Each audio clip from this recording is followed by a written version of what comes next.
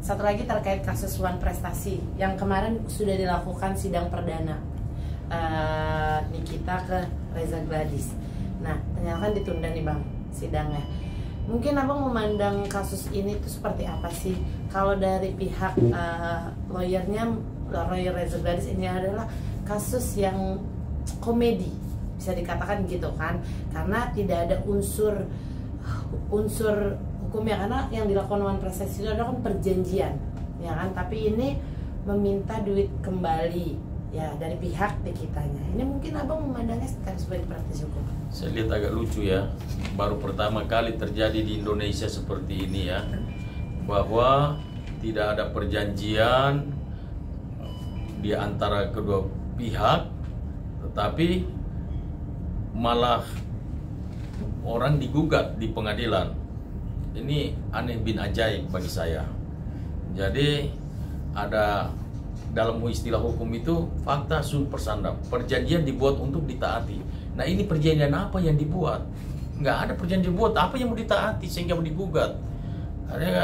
Jadi saya melihat agak lucu. Ini pertama kali terjadi di Indonesia, saya lihat. Berarti benar dong kalau yang dikatakan dari pihak Reza Gladys itu adalah ini seperti komedi, seperti bisa dikatakan juga modus nggak sih Bang untuk melunturkan pidananya Nikita Mirzani? Saya kira begitu. Jadi lucu-lucuan jadinya, ya kan? Nah, akhirnya kita ini belajar hukum nanti kita diketawain orang, ya kan begitu? Maksudnya ada perjanjiannya atau tidak? Perjanjiannya dari mana? Tinggal dibuktikan. Dan saya yakin kalau kasus-kasus begini sidang tetap, karena pengadilan namanya gugatan begitu dia harus terima, tapi tetap hakim akan putus. Saya yakin ini pasti ditolak.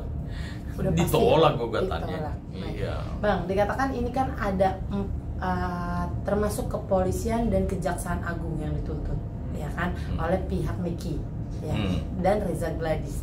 Nah, mungkin kan kemarin ditunda karena dua itu tidak hadir dari kejaksaan dan kepolisian, ya. Dan dia juga bisa minta immaterial 100 miliar kerugiannya dari gugatan itu, selain mengembalikan duit 4M yang diterima oleh Niki dari Reza Gladys, ya kan, perjanjian itu. Mungkin Abang memandang seperti apa nih? Kan mungkin ranah kepolisian dan kejaksaan sudah dituntut juga secara perdataan Bang. Iya, jadi ada tergugat 1, 2, 3 kan begitu. Nah, mungkin tergugat satunya datang, tergugat 2, 3-nya nggak datang, sehingga sidang ditunda. Nanti berikutnya setelah lengkap sidang dilanjutkan lagi. Tapi kalau tuntutan 100 miliar itu, kalau seandainya pengadilan itu bisa memutuskan bahwa oh ini benar, ini yang mereka tuntut ini sesuai dengan pendapatan Nikita Mirzani, terus gugatan mereka diterima, mungkin saja 100 miliar itu bisa jadi pertimbangan hakim untuk ini. Tapi bagi saya ini lucu aja. Saya yakin kasus model begini kan pernah terjadi di Indonesia. Nggak ada perjanjian, nggak ada kesepakatan, terus kita main gugat orang hanya melalui telepon-teleponan begitu. Terus itu bukan suatu barang bukti, tapi itu merupakan petunjuk saja, tapi bukan satu barang bukti. Itu menurut kacamata hukum saya seperti itu. Oke, berarti yang dikatakan perjanjian itu secara lisan ya Bang, secara lisan dan ada tanda tangan hitam di atas putih. Nah, kalau dari pihak Nikita kan dikatakan apakah ada perjanjian secara lisan, dia jawab tidak, by phone di bulan November, dan dikatakan ada transfer 2 kali untuk review produk. Cuma nyatanya buktinya itu uang tutup mulut yang dikatakan Ismail. Ini gimana Bang tanggapan Abang? Benarkah itu masuk ranah perjanjian atau memang pemerasan? Kalau saya lebih ke pemerasan ya. Iya, benaran. Karena perjanjian itu kan yang lazimnya di Indonesia ini selama ini kan ada meterainya, ada saksi-saksinya, siapa saksinya, siapa yang jadi saksi, terus perjanjian antara pihak pertama, pihak kedua, para pihaknya siapa, semuanya itu jelas tertulis di perjanjian itu. Tetapi kalau hanya by telepon, by handphone, saya kira nggak kuat, secara hukum nggak kuat kalau dijadikan bukti ya. Oke, Iya. berarti itu udah jelas ya Bang.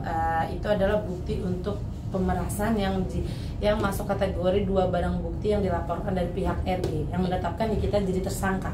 Oh iya, itu bisa masuk dalam ranah pemerasan memang. Berarti gugatan non prestasi itu apa yang dikatakan kuasa hukum dari Dr. Reza Gladys itu hanya modus ya Bang? Ya itu pengacara itu begini loh, pengacara dia selalu tugas pengacara itu mencari celah hukum. Nah mungkin ini pengacaranya di kita merasa bahwa ini celah hukum yang dia bisa pakai untuk bargaining power dengan si Gladys supaya kasus pidananya digugurkan, dia bisa bargaining di situ. Nah nanti ini cabut perkaranya, terus mereka bisa RG, restoratif, ya mungkin seperti itu dugaan saya ya, seperti itu. Berarti dugaan Abang ada bargaining power untuk menuju damai ya dari pihak Nikita agar pidananya tidak dilanjutkan, karena kan sampai sekarang P21-nya belum juga muncul nih Bang. Iya, berarti ya dugaan saya ke sana. Jadi mereka sengaja gugat ini supaya ada bargaining di situ. Tujuannya itu sebetulnya. Dugaan saya itu seperti itu. Terakhir Bang, mungkin kemarin juga pihak Nikita mengatakan dia minta perlindungan. Katakanlah dia melapor gugatan keperdataan ini, tujuan dia minta perlindungan kepada kejaksaan dan kepolisian untuk Nikita Mirzani. Salah satunya ini mungkin dengan statement minta perlindungan seperti apa sih Bang? Tanggapan Abang? Semua masyarakat Indonesia berhak mendapatkan keadilan, termasuk Nikita Mirzani. Jadi kalau misalnya dia minta perlindungan hukum terhadap kepolisian dan kejaksaan itu sah-sah saja. Tetapi pertanyaannya diterima atau tidak, kan gitu ceritanya. Nah dia memang ya dia punya hak untuk mengajukan itu, minta perlindungan, memohon perlindungan hukum. Tetapi kejaksaan sama kepolisian mengabulkan atau tidak. Oke. Tapi Bang, dari P21 Nikita nih menurut Abang bakal diperpanjang lagi apa memang sudah nantinya tanggal 2 Juni atau kalau tidak salah Bang, udah P21 gitu Bang? Keputusan itu kan ada di tangan jaksa. Kalau dia merasa berkas belum lengkap, dia P19 lagi dikembalikan kan. Tapi kan ada batas waktunya. Nah kita nggak tahu ini kalau batas waktunya lewat ya kita harus dibebaskan, dilepas. Berarti tidak bisa 3 kali perpanjangan. Tapi kalau dia misalnya dia sudah sampai 3 kali begitu, biasanya sih naik P21 biasanya. Berarti kemungkinan akan segera P21 ya Bang? Ya, kemungkinan ya bisa terjadi, bisa. P21. Kalau P19 lagi ya kita harus dikeluarkan. Karena memang sudah Habis mata waktunya.